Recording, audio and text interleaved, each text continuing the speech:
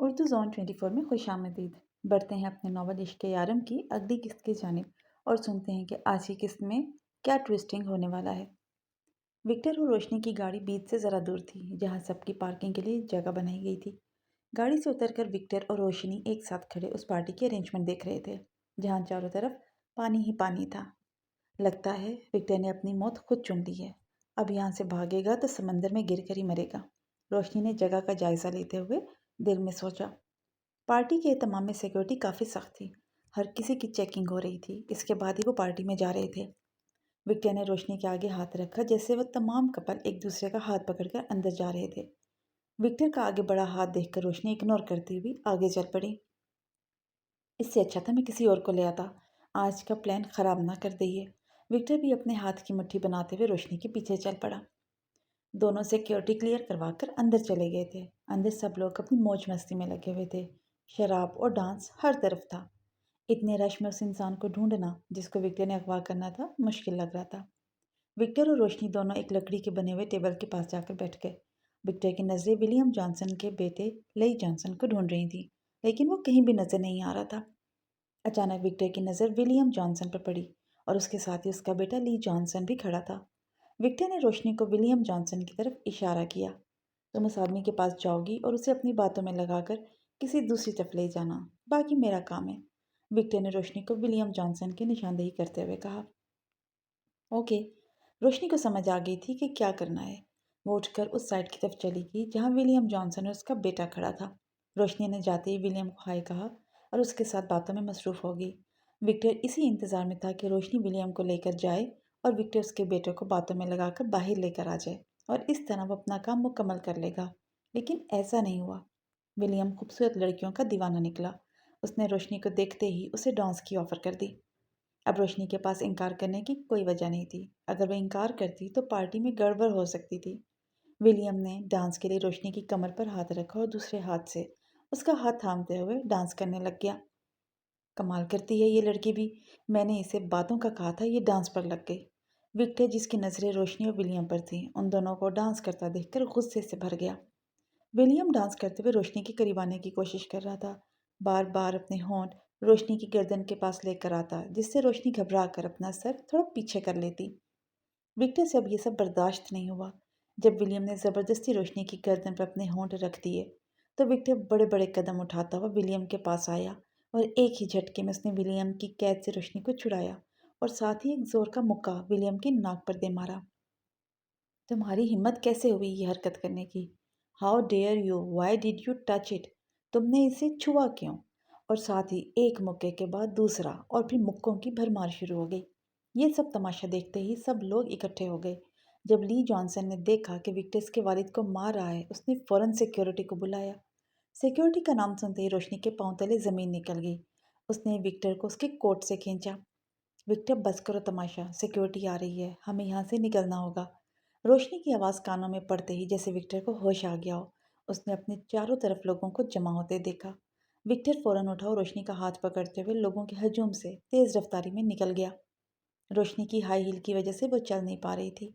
Security ने हर बाहर जाने वाले रास्ते से उन दोनों को घेर लिया था। रोशनी ने फौरन अपनी जूती उतार कर वहीं फेंक दी और भागते हुए बीच के आखिर में आ गई, जहाँ समंदर की तेज़ हवा चल रही थी। रोशनी के बाल उड़कर उसके चेहरे को छू रहे थे। क्या ज़रूरत थी ये तमाशा करने की? रोशनी ने फूली हुई सांस के साथ गुस्से से अपना हाथ विक्टर के हाथ से छुड़ाया। तो तुम्हें क्या ज़रूरत थी उस बुड्ढे के इतने करीब आने की? विक्टर अब अपनी कमर पर दोनों हाथ रख के चारों तरफ देख रहा था, जहाँ उसे कोई निकलने का रास्ता नजर नहीं आ रहा था। इतनी सिक्योरिटी के साथ साथ पुलिस भी आ रही थी। अब दोनों के पास बचने का कोई रास्ता नहीं था। पीछे समंदर था और आगे पुलिस और सिक्योरिटी। कहाँ फंसा दिया है इसने? विक्टर अपने पीछे की जानिब देख रहा था, जहाँ पानी के अलावा और कोई रास्ता नहीं था। Victor, police! रोशनी ने विक्टर को आवाज़ दी। रोशनी की आवाज़ पर विक्टर ने सामने देखा तो सिक्योरिटी के साथ पुलिस भी थी, जिनकी पिस्टल के रुख विक्टर की तरफ थे। मार दो, जल्दी से गोली चला भी दो। इस तरह सांप भी मर जाएगा और लाठी भी नहीं टूटेगी। रोशनी दिल ही दिल में विक्टर पर गोली चलने की दुआ मांग रही थी। डोंट मूव, पुलिस वाले ने ऊंची आवाज़ में विक्टर को कहा। ओह शिट, इसकी कमी बाकी थी। विक्टर ने पीछे पानी की तरफ देखा जो बर्फ की तरह ठंडा था और फिर रोशनी की तरफ जिसने मैक्सी पहनी हुई थी। अब और कोई चारा नहीं है। विक्टर ने जल्दी से रोशनी का हाथ पकड़ा, जो पुलिस की तरफ देख रही थी कि वो कब विक्टर पर गोली चलाए।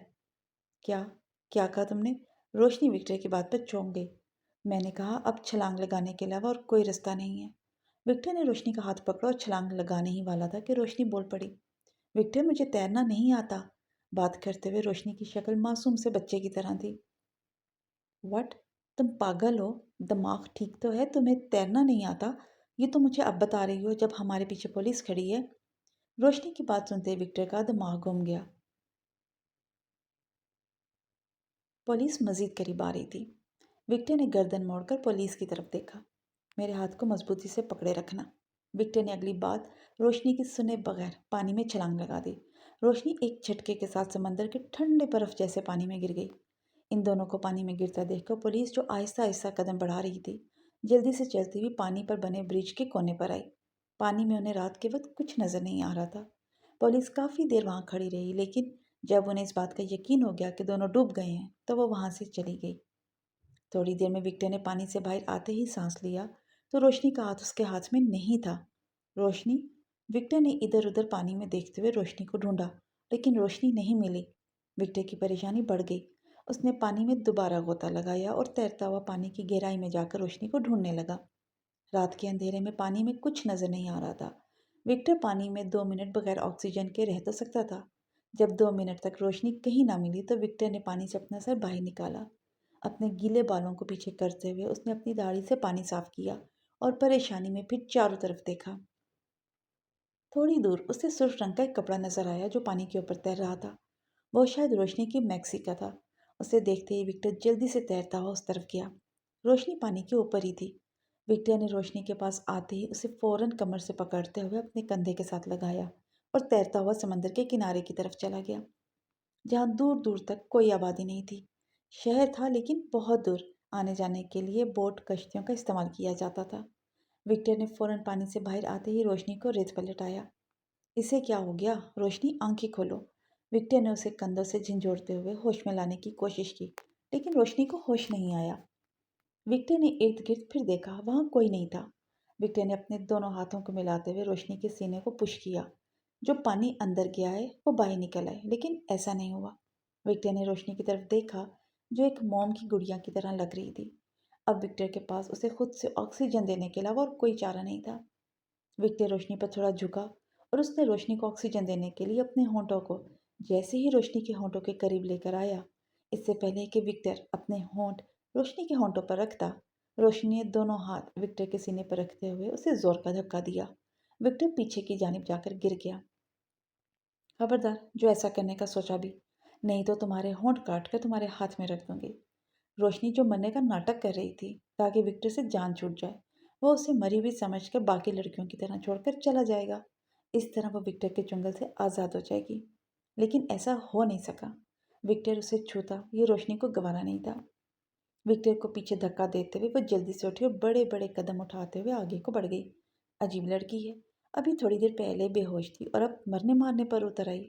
विक्टर रेत से उठता हुआ अपने हाथों पर लगी रेत को साफ करते हुए रोशनी को जाते हुए देख रहा था, जो अपने हाथों को बगल में छुपाई सर्दी से बचती हुई जा रही थी। तेज हवा उसके बालों को उड़ाते हुए उसकी सर्दी में इजाफा कर रही थी। आगे कहाँ जा रही हो? इतनी रात को कोई जानवर और सांप बिच्छू निकल आएगा। विक्टर तेज कदम बढ़ाते हुए रोशनी के बराबर पहुंच चुका था। विक्टर की आवाज़ सुनते ही रोशनी ने अपने कदम और तेज कर लिए। मैं कह रहा हूँ रुक जाओ, आगे का रास्ता तुम्हें मालूम नहीं है, कहाँ जा रही हो? विक्टर चलता हुआ रोशनी के सामने आ गया। मेरे रास्ते से हट जाओ विक्टर।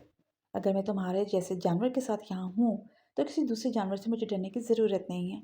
रोशनी ने अपने उड़ते बालों को हाथ से समेटते हुए विक्टर की तरफ देखा। रोशनी का विक्टर को फिर से जानवर कहना। विक्टर इस दफ़ा अपने गुस्से पर काबू नहीं रख पाया। उसने गुस्से से रोशनी का बाजू दबोचा और अपनी तरफ खींचते हुए उसकी आंखों में देखा। मुझे जानवर कहना बंद करो। अगर मेरे अंदर का जानवर जाग गया ना, तो तुम जानती हो तुम्हारा क्या हाल होगा। फिर तुम्हारे पास पछतावे के सिवा कुछ नहीं होगा, समझ आई? विक्टर ने एक झटके से रोशनी को पीछे किया। रोशनी एक लम्हे के लिए विक्टर के गुस्से से डर गई। वो यहाँ अकेली थी और अब तक विक्टर ने उसे कोई नुकसान नहीं पहुंचाया था। इसलिए रोशनी ने विक्टर की बात पर खामोश रहना ही बेहतर समझा। अगर अपनी ज़िंदगी प्यारी है तो मेरे पीछे चलो। विक्टर ये कहता हुआ आगे की तरफ चल पड़ा। रोशनी खामोशी से विक्टर के पीछे चल रही थी। विक्टर ने जब गुस्से से रोशनी का बाजू दबोचा था, तभी उसे एहसास हो गया था कि रोशनी को कितनी सर्दी लग रही है। रोशनी का बाजू सर्दी से फुल ठंडा हुआ था। विक्टर ने चलते हुए गर्दन मोड़कर पीछे देखा तो रोशनी सर्दी से कांप रही थी। उफ, ये लड़की भी ना, दिल तो कर रहा है कि इसे यही मारकर दफना दूं। विक्टर इस सारी सूरत हाल से उकता गया था। उसने दांत पीसते हुए रोशनी की तरफ देखा, जो मुंह से ये कहने वाली नहीं थी कि उसे सर्दी लग रही है। विक्टर वापस मुड़ा और अपना कोट उतारकर रोशनी के कंधों पर रख दिया। अपने ऊपर किसी गर्म चीज़ का एहसास होते ही रोशनी ने सर उठाकर देखा तो विक्टर आगे जा चुका था। जेबों में हाथ डाले, सिंगल शर्ट पहने वो इतनी सर्दी में ऐसे चल रहा था जैसे उसके लिए गर्मियों का मौसम हो। और पानी में गिरने के बावजूद विक्टर का कोट अंदर से गर्म था, जो उसकी बॉडी हीट की वजह से हुआ था। रोशनी ने जल्दी से वो कोट पहना। उसे कुछ बेहतर महसूस हुआ। कुछ देर बाद ही विक्टर साहिल के पास बना हुआ एक कॉटेज के सामने खड़ा था, जो देखने में एक कमरे के बराबर लग रहा था। रोशनी ये देखते हुए वहीं रुक गई। ये क्या है? तुम मुझे यहाँ क्यों लेकर आए हो? रोशनी ये सब देखकर घबरा गई। अब रात को ठहरने के लिए कुछ तो इंतज़ाम करना था। अगर ऐसे ही बाहर रहे तो सुबह लॉस एंजलिस नहीं बल्कि दोज़ख में आँख खुलती। यहाँ सुबह के वक्त सिर्फ एक ही क्रूज़ शिप आती है, जो यहाँ रुके मुसाफिरों को लेकर जाती है। विक्टर ने ये कहते हुए इस कॉटेज का दरवाज़ा खोलने की कोशिश की, जो लॉक था। तुम्हें कैसे पता? हाँ, रोशनी जो इतने सालों से लॉस एंजलिस में रह रही थी, उसे इस जगह का नहीं पता था। यहाँ अक्सर कपल हनीमून के लिए आते हैं, इसलिए पता है मुझे। विक्टर पिन के साथ लॉक खोलने की कोशिश कर रहा था। ओह अच्छा, इसका मतलब तुम यहाँ अपनी वाइफ के साथ आ चुके हो हनीमून के लिए? रोशनी की बात पर विक्टर ने मुड़कर रोशनी की तरफ देखा। हाँ, मैं आया हूँ अपनी वाइफ के साथ, वो भी एक नहीं 10 बार, क्योंकि 10 वाइफ है मेरी। अब 11वीं का भी सोच रहा हूँ। तुम्हें कोई मसला है क्या? अगर तुम अपनी टर्टर बंद करोगी तो मैं ये लॉक खोलूँगा। विक्टर रोशनी के सवालों से तंग आ चुका था। तुम ही कब से बोल रहे हो? मैं तो चुप हूँ। रोशनी ने कंधे उचकाते हुए विक्टर की तरफ देखा, जो अब लॉक ना खुलने पर तंग आ गया था। उसने दरवाजे पर हाथ रखकर दरवाजे को चेक किया और फिर साथ ही एक जोर के झटके के साथ दरवाज़ा तोड़ दिया। दरवाज़ा टूटते ही रोशनी अंदर जाने के लिए आगे बढ़ी। अब इसे सर्दी और बर्दाश्त नहीं हो रही थी। तेज़ हवाएं उसे मज़ीद ठंडा कर रही थीं। सब्र, विक्टर ने आगे जाते हुए रोशनी को हाथ से रोका। रोशनी वहीं रुक गई। विक्टर कॉटेज के अंदर गया। कुछ ढूंढने के बाद वहां रखा हुआ जनरेटर चलाया। साथ ही कॉटेज नुमा कमरा रोशन हो गया। आ जाओ। विक्टर ने रोशनी को अब अंदर आने का कहा। अंदर आते ही रोशनी ने एक ही नज़र में पूरा कॉटेज का जायजा ले लिया। एक तरफ बेड था, जिसके कुछ फासले पर छोटा सा किचन था, और दूसरी जानिब एक आतिशदान और साथ रखी दो छोटी कुर्सियाँ। रोशनी अंदर आते ही बेड पर जाकर बैठ गई। विक्टर किचन में खड़ा कुछ ढूंढने की कोशिश कर रहा था। फिर थोड़ी देर बाद विक्टर किचन में रखी कुछ लकड़ियां लेकर आया। रोशनी विक्टर को ऐसे काम करता देखकर हैरान हो रही थी। वो कॉटेज में ऐसे चल फिर रहा था जैसे उसका घर हो। रोशनी का ये शक था भी ठीक। विक्टर जब भी बीच पार्टियों में आया करता था तो यहाँ ही लड़कियों के साथ रात गुजारता था, इसलिए उसे यहाँ की रखी हुई हर चीज़ का पता था। विक्टर ने आतिशदान में लकड़ियां जला दी, जिससे कमरा कुछ गर्म हो गया। खुद वो आतिशदान के पास पड़ी कुर्सी पर बैठ गया। उसने शर्ट की आस्तीनों को ऊपर कर लिया था और शर्ट के आगे के बटन खोल दिए थे। रोशनी बेड पर बैठी ये सब देख रही थी। यहाँ आ जाओ, आतिशदान के पास कपड़े खुश्क हो जाएंगे। विक्टर ने रोशनी की तरफ देखे बगैर लकड़ियों को ऊपर नीचे करते हुए कहा। नहीं, मैं यहाँ ही ठीक हूँ। रोशनी नहीं चाहती थी कि वो विक्टर के करीब जाकर बैठे। रोशनी के जवाब पर विक्टर खामोश हो गया।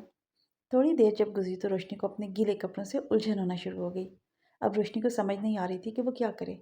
अब उसे अपनी मैक्सी से उलझन हो रही थी और खुद से वो उठकर जा नहीं सकती थी, क्योंकि वो विक्टर को इनकार कर चुकी थी। बोला था ना कि आकर कपड़े खुश्क कर लो, पर तुम पर तो कोई बात असर नहीं करती, ढीठ जो हो तुम। विक्टर को अंदाजा था कि अभी थोड़ी देर बाद ही रोशनी को अपने इनकार पर पछतावा होगा। ये बंदा क्या चीज़ है, दिमाग भी पढ़ने आते हैं इसे। रोशनी विक्टर की बात पर हैरान हो गई थी। अब वो विक्टर के दोबारा कहने पर इनकार करती तो बहुत बड़ी बेवकूफ़ी करती। रोशनी खामोशी से चलती हुई नंगे पांव आतिशदान के पास रखी दूसरी कुर्सी पर आकर बैठ गई। यहाँ उसे कुछ सुकून मिल रहा था। गर्म आग की तपिश उसे सुकून दे रही थी। हाथों को गर्म करने के लिए उसने अपने दोनों हाथ आतिशदान के पास कर लिए। विक्टर की नज़र रोशनी के हाथों पर पड़ी, जिसमें एक हाथ पर पट्टी बंधी हुई थी। तुम पागल हो क्या? जले हुए हाथ को आग के पास लेकर जा रही हो? विक्टर ने फौरन रोशनी का हाथ पीछे किया। रोशनी विक्टर का ये रूप देखकर गुमसुम हो गई थी। जो बंदा एक गोली में दूसरे बंदे का दिमाग उड़ा दे, वो एक अजनबी लड़की की इतनी परवाह कर रहा है।